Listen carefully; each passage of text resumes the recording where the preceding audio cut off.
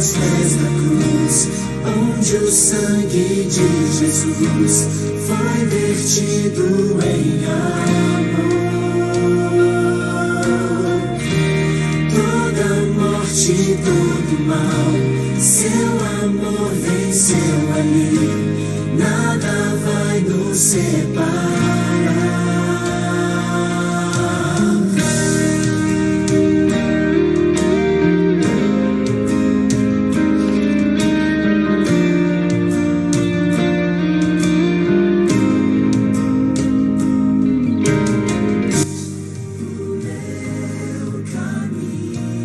Muito boa noite, meu irmão, minha irmã, que nos acompanha nesta noite de quarta-feira, dia 1º de julho do ano de 2020. É sempre uma alegria e um prazer estarmos juntos no meio da semana para termos alguns momentos de oração, momentos na presença do Senhor, momentos de comunhão, momentos juntos de estudo e leitura da palavra do Senhor. Nós vamos iniciar esse nosso momento na presença do Senhor, juntos orando. Estamos ouvindo que o Senhor nos ama e como é bom lembrarmos, sim, Deus nos ama. Feche seus olhos, curve sua cabeça, vamos ter esses momentos com o Senhor, momentos de oração. Ó nosso Deus e eterno Pai, nós estamos, Senhor, nesse momento na Tua presença, presença augusta, presença santa, presença digna, ó Pai, aquele que era, que é e que há de ser. E aos Teus pés, ó Pai, nos colocamos nesse momento, o Senhor que nos ama, o Senhor que nos protege, o Senhor que tem cuidado de nós. Ó Pai, Te louvamos e Te adoramos. Pedimos que nesse momento o Senhor dirija nossa mente, nosso coração, para que estejamos voltados unicamente para a Tua Palavra. E na Tua Palavra encontremos aquilo que nós precisamos. Fala ao nosso coração. Fala ao coração de cada um dos Teus filhos nessa noite. Em nome de Jesus é que nós oramos e nós Te agradecemos. Amém e amém. Como é bom, meu irmão, minha irmã, termos esses momentos no meio da semana para renovarmos a nossa fé, momentos para enchermos o nosso coração da presença do Senhor. E é isso que nós estamos fazendo nesse momento, enchendo o nosso coração da presença do Senhor. E nós vamos começar esse momento, então, louvando ao Senhor. Nós vamos louvar a Deus com um hino. Vamos cantar juntos o hino de número 149. Hino 149, intitulado Sempre Vencendo. Louvemos ao Senhor cantando juntos este hino. Hino 49, melhor dizendo, Sempre Vencendo.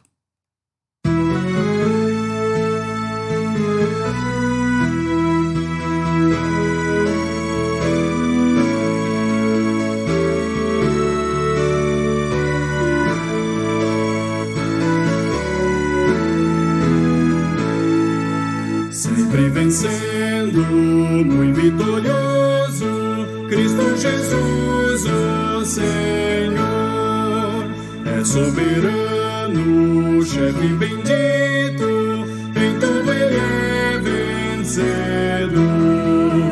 Rei supremo, guiando com seu imenso poder, todos avante, pois crentes, todos lutar e vencer.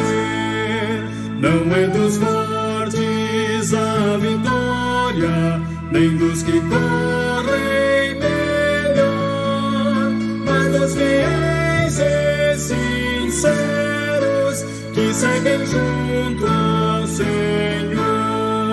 Sempre vencendo, muito vitorioso, Cristo Jesus, o Senhor, em suas hostes inumeráveis, seu grande império e fulgor, em seu governo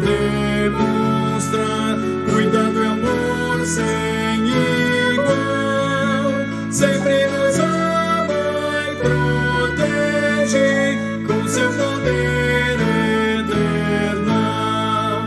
Não é dos fortes a vitória, nem dos que correm melhor, mas dos fiéis e sinceros que seguem junto ao Senhor.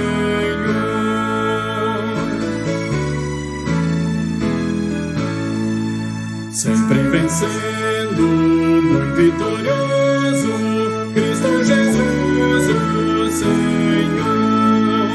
Reis e vassalos, servos e chefes, querem também seu favor. Senhor, desejo e te imploro que me permitas lutar sempre ao teu lado invencível até meus dias findar.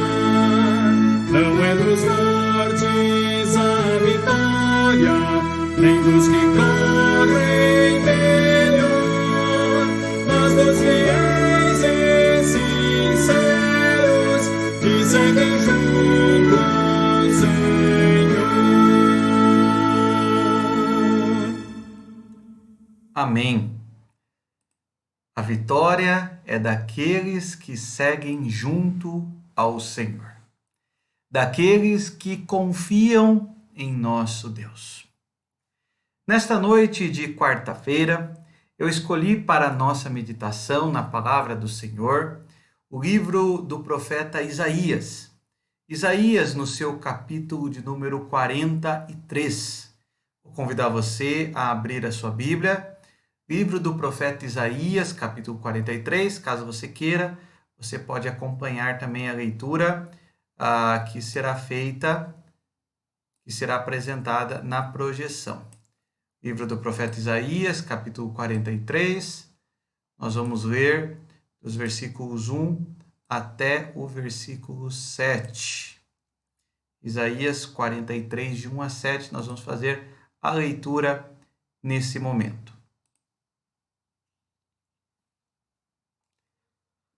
Mas agora, assim diz o Senhor que te criou, ó Jacó, e que te formou, ó Israel. Não temas, porque eu te remi. Chamei-te pelo teu nome, tu és meu. Quando passares pelas águas, eu serei contigo. Quando pelos rios, eles não te submergirão. Quando passares pelo fogo, não te queimarás, nem a chama arderá em ti. Porque eu sou o Senhor teu Deus, o Santo de Israel, o teu Salvador. Dei o Egito por teu resgate, Etiópia e Sebá por ti, visto que fosse precioso aos meus olhos, digno de honra, e eu te amei. Darei homens por ti e os povos pela tua vida. Não temas, pois, porque sou contigo. Trarei a tua descendência desde o Oriente e a ajuntarei desde o Ocidente. Terei ao norte entrega e ao sul não retenhas.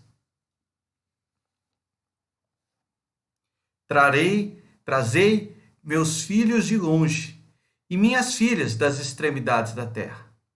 A todos os que são chamados pelo meu nome, e os que criei para a minha glória e que formei e fiz. Que Deus nos abençoe na leitura da sua palavra. Há algumas semanas atrás, conversando com alguns irmãos da nossa igreja, e estávamos conversando sobre diversas questões triviais do nosso dia a dia, conversando também um pouco sobre o momento que temos vivido. E um desses irmãos falou algo que, naquele momento, tocou muito ao meu coração. E um desses irmãos falou que esse momento é o momento em que nós aprendemos a importância de confiar em Deus. Nós estamos chegando ao meio deste ano. Hoje, na verdade, iniciamos, a segunda parte desse ano. Um ano cheio de desafios, certamente cheio de dificuldades, mas o Senhor tem me guardado e tem guardado a você também.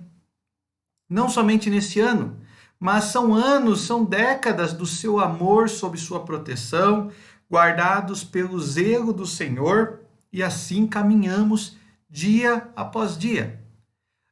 Certa vez eu ouvi uma frase, e eu acho muito bonita e muito interessante essa frase, porque ela é um testemunho daquilo que Deus efetivamente faz. Deus é bom em todo tempo, e em todo tempo Deus é bom. Essa frase não é apenas um pensamento positivo. Essa frase, ela muito nos traz sobre o amor de Deus, e o amor de Deus nos basta.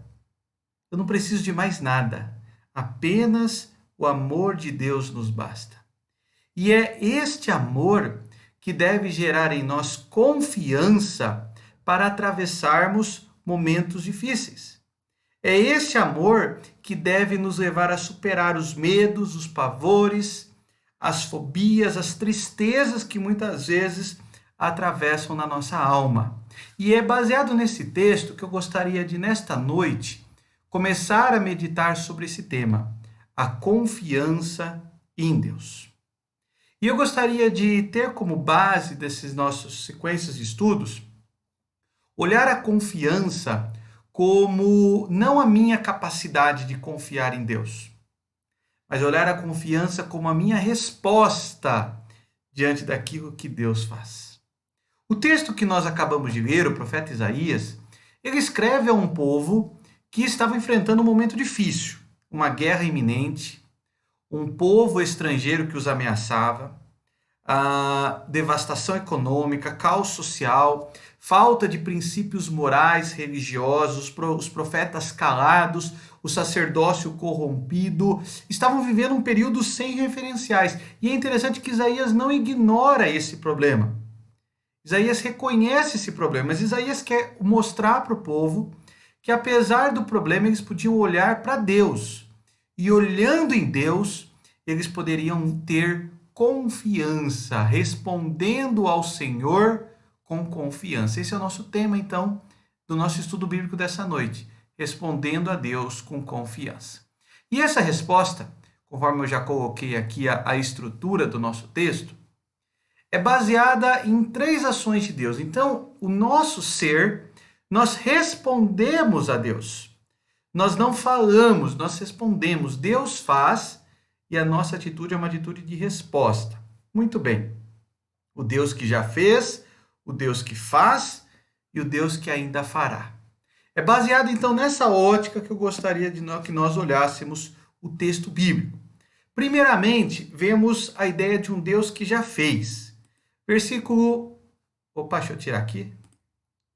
Versículo 1 e 2. Mas agora, assim diz o Senhor que te criou, ó Jacó, e que te formou, ó Israel. Não temas, porque eu te remi. Chamei-te pelo teu nome, tu és meu. Quando passares pelas águas, eu serei contigo. Quando pelos rios, eles não te submergirão. Quando passares pelo fogo, não te queimarás, nem a chama arderá em ti. Observe bem como a gente pode ter essa ideia clara nesses 2 versículos sobre o Deus que já fez. O primeiro olhar que o profeta quer trazer ao povo é o olhar do passado, o olhar da história. E o profeta vai usar 3 símbolos para falar desse amor de Deus no passado. As águas, que devastam onde passam, os rios, que afogam, e o fogo que queima. E é interessante que esses 3 elementos são símbolos de provas. A água que mata a sede e a água que também devasta. O fogo que purifica, o fogo que queima. Os rios que eram vida no período do Antigo Testamento são também o símbolo da prova, da provação. E o profeta queria que o povo olhasse para a sua história e falasse: olha, meu irmão, minha irmã, Deus foi bom. Deus foi bom conosco e isso é o suficiente. Se Deus foi bom, por que desconfiar que ele vai deixar de ser bom? Se Deus fez assim no passado, por que eu vou deixar de crer que Deus vai fazer assim? mesmo em circunstâncias adversas, eu posso acreditar que Deus vai continuar a ser bom. E ele vai continuar a ser bom, e isso basta. Há uma menção de John Knox, reformador escocês, que num dos seus sermões, ele usa a seguinte expressão: ele conhecia o momento difícil que ele estava vivendo, sendo perseguido pela rainha da Inglaterra, e temendo a sua morte, né, temendo pela sua vida, ele diz que tomando como base as palavras de Esther, inclusive ele fala: se eu perecer, pereci, mas isso não me dá o direito de ser ingrato com Deus, pois Deus guardou a minha vida milhares de vezes. Deus já guardou a minha vida milhares de vezes. Se eu perecer, pereci. Essa é a frase de John Knox, que mostra a certeza daquele que olha para a história e fala: Deus já fez. Se Deus já fez, por que eu vou ficar questionando? Ele foi bom, ele continua sendo bom. Tem um cântico que eu gosto muito, que Deus continua sendo bom, Deus continua sendo Deus. Nós podemos, eu posso, você pode olhar para o seu passado e chegar a essa conclusão. Deus continua sendo bom, Deus continua sendo Deus. A história do povo de Deus, o nosso passado, é uma história de livramentos. É uma história de preservação. É uma história de amor, de misericórdia, de graça, que se renova constantemente. É a história da fidelidade de Deus em toda e qualquer circunstância. O profeta, ele quer que eu e você renovemos a nossa confiança em Deus, mesmo em meio às adversidades, dizendo assim: Deus é bom. Deus foi bom. Essa é a minha história. Eu não sei daqui para frente, mas até aqui eu posso dizer como Samuel Ebenezer, porque até aqui nos ajudou o Senhor. É claro que nós pela fé sabemos o que virá, mas ignorando o futuro que ao Senhor pertence, nós podemos falar: Deus já fez, e isso traz paz ao meu coração, porque Ele continua sendo Deus. Mas esse mesmo Deus que já fez, o nosso texto bíblico vai dizer também que é o Deus que continua a fazer. Vamos voltar para o texto bíblico aqui, versículo 3 e 4, olha só. Porque eu sou o Senhor teu Deus, o Santo de Israel, teu Salvador. Eu dei o Egito por teu resgate, e a Etiópia e Sebá por ti, visto que fosse precioso aos meus olhos, digno de honra, e eu te amei. Darei homens por ti e os povos pela tua vida. O Deus que já fez é também o Deus que faz. Agora o profeta, ele olha para o presente, ele fala: a nossa história é uma história maravilhosa do agir de Deus. Mas o nosso presente é um presente também que Deus nos ama. O oráculo do profeta agora vem para o presente e ele fala assim: Deus escolheu nos amar. E por que Deus nos escolheu nos amar? Talvez a resposta mais simples é: Deus nos escolheu nos amar porque nós merecemos. Essa talvez seja a resposta mais simples da maioria das pessoas. Só que essa não é a resposta correta. A resposta correta não é que Deus nos ama porque nós merecemos. Pelo contrário, Deus nos ama porque nós, apesar de nós não merecermos. Interessante que o profeta ele compara o povo com outros 3 povos. O grande império egípcio, Etiópia, terra de pedras preciosas, o famoso Império Kush, e Sebá, a Arábia, região próspera, na época riquíssima por causa do comércio. E Judá, o povo de Deus. Judá era um amontoado de gente, uma região desértica. Tinha inimigos poderosos de todos os lados e estava lá segurando as pontas difícil. Terra árida, povo pobre, região miserável. Não era o mais forte, não era o maior, pelo contrário, era um dos mais fracos, dos menores. Sempre errando nas alianças, sempre indo para os lados errados na história. Mas apesar de tudo isso, Deus amou e deu esses povos por amor a ele. É isso que o texto diz. E sabe o que isso me faz lembrar, meu irmão, minha irmã? Deus deu Cristo por amar você, por me amar. É claro que a comparação não é o que eu quero fazer aqui, mas ela serve para a gente pensar. O Egito, Etiópia e Sebá eram povos riquíssimos, prósperos. E Deus deu eles por amar a Judá. E olha só, Deus deu Cristo por amar você, que é muito mais precioso que o Egito, que a Etiópia, que Judá. Cristo é muito mais precioso que isso, porque Cristo é o próprio Filho. E Deus deu o Filho por você, pela nossa vida, quando nós éramos ainda pecadores, ímpios, filhos da ira, não tementes a Deus. Ainda nessa base histórica, eu gosto muito de um personagem da história da nossa igreja, da Igreja Presbiteriana do Brasil, chamado José Manuel da Conceição, reverendo José Manuel da Conceição. José Manuel da Conceição foi um padre da região de Brotas, que se converteu ao protestantismo e foi o primeiro pastor presbiteriano brasileiro.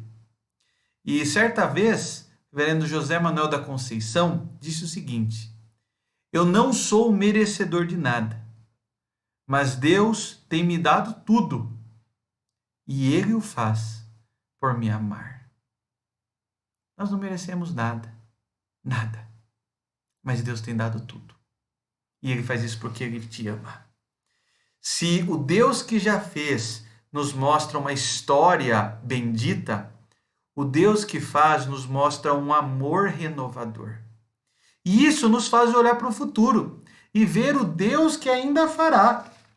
A parte final do texto bíblico que nós lemos, deixa eu colocar aqui para a gente ler novamente, versículo 7. Não temas, pois, porque sou contigo. Trarei a sua descendência desde o Oriente e a ajuntarei desde o Ocidente. Direi ao norte, entrega, ao sul, não retenhas. Trazei meus filhos de longe, minhas filhas das extremidades da terra. A todos os que são chamados pelo meu nome, os criei.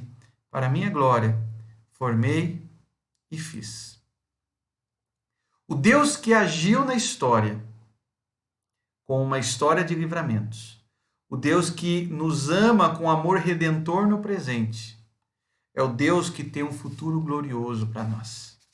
Eu gosto muito de uma expressão que infelizmente é muito mal usada dentro do nosso meio protestante evangélico, que é a expressão: o melhor de Deus ainda está por vir. Eu creio plenamente nisso. O melhor de Deus para a minha vida ainda está por vir. E o melhor de Deus, que eu tenho certeza que ainda está por vir, começará quando eu fechar os olhos nessa vida. Até lá eu não sei o que vai vir. Mas pela fé, nós cremos que todas as coisas, e é isso que a palavra de Deus nos ensina, cooperam para o bem daqueles que amam a Deus.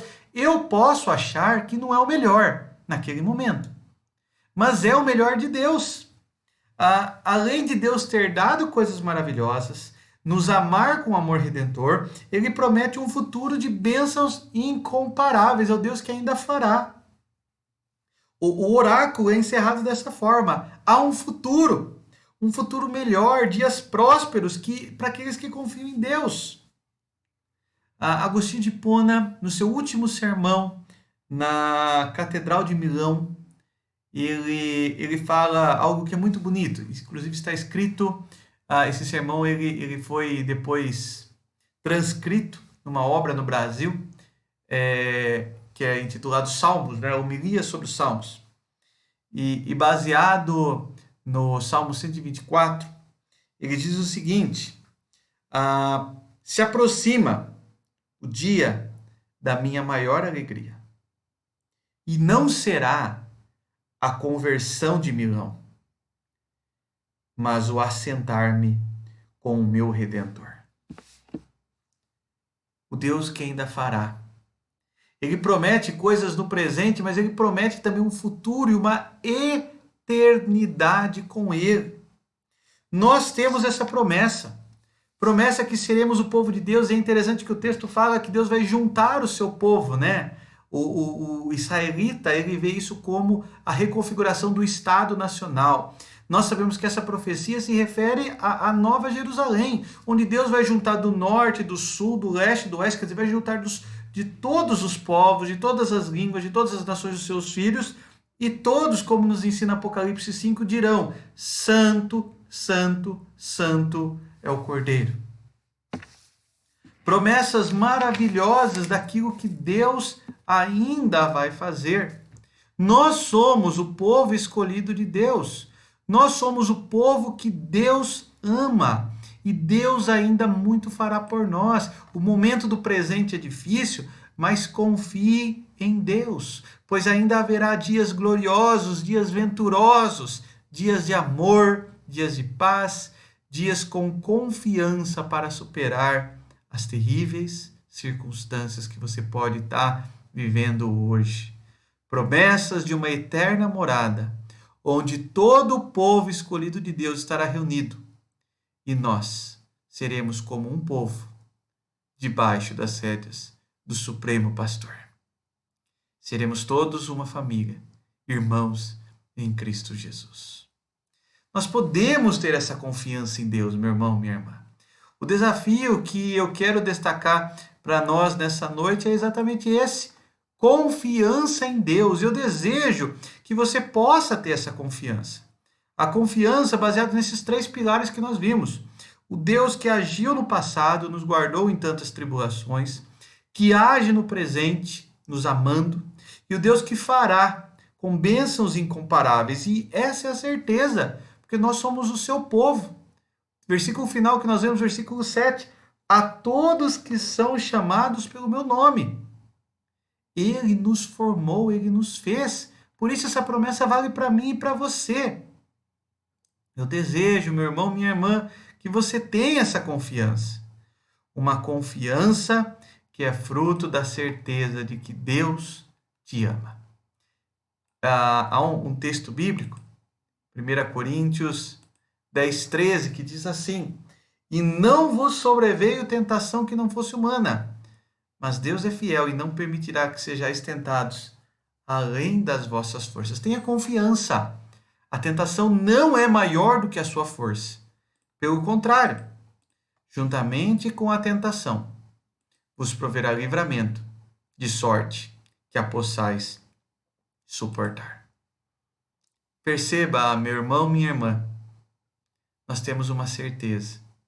E essa certeza que nós temos é de que Deus nos ama e cuidará de nós. Quando você se sentir sem confiança, com medo, inseguro, lembre de tudo o que Deus já fez na sua vida, os muitos livramentos da sua história.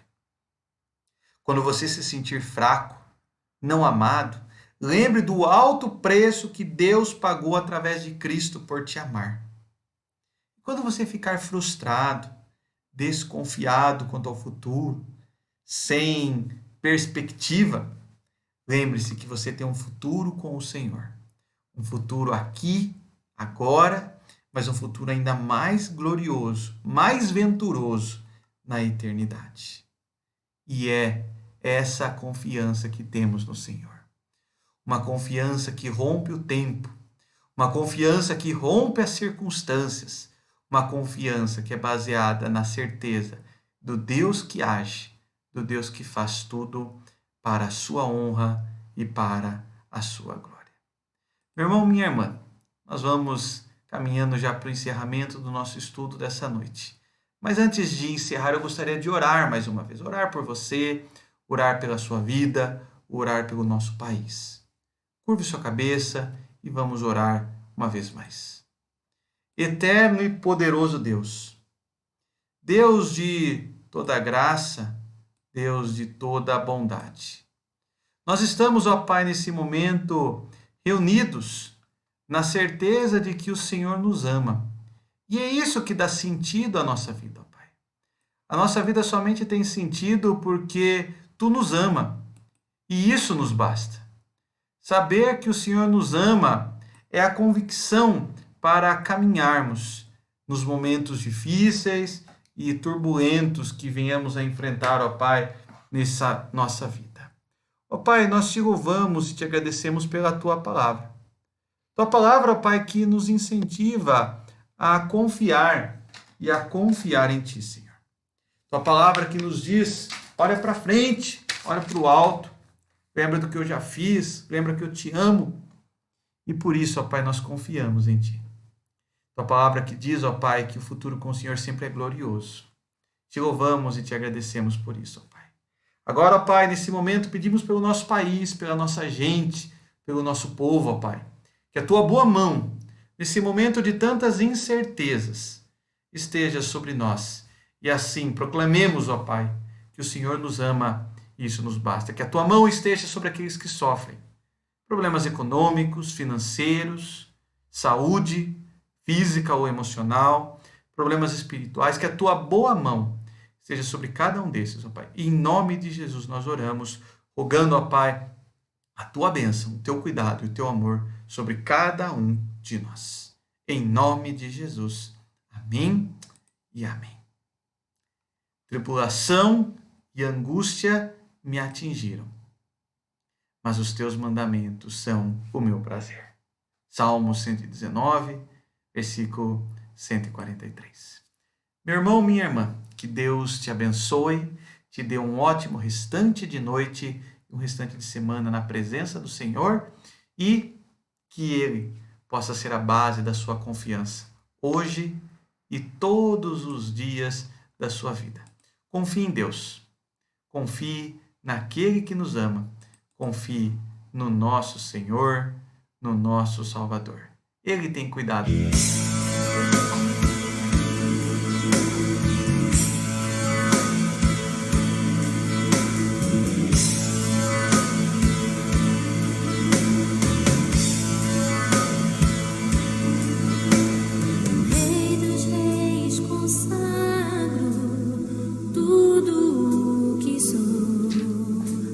De gratos louvores transborda o meu coração.